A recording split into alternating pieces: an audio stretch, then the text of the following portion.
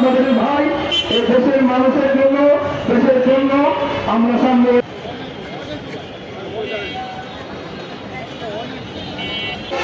এখন আমাদের ভারতবঙ্গা জামি মসজিদের ইমাম সাহেব আমাদের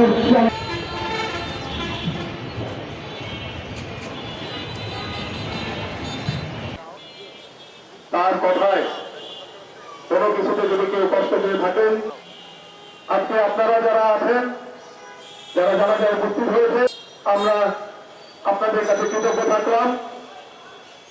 বিচার হয় এবং হাবিদায়ের জেরাখানটা আপনারা সবাই করবেন, কারণ আমরা আপনাদেরই ছেলে, আপনাদেরই সন্তান, এবং আগামীতে আল্লাহর রহমতে ইনশাআল্লাহ আমরা ইমাম সাহেব আমাদের জানাজা নামাজ পড়াবেন।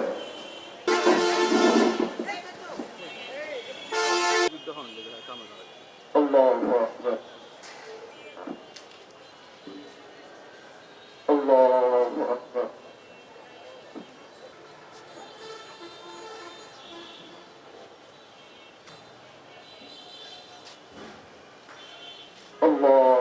عليكم ورحمة الله.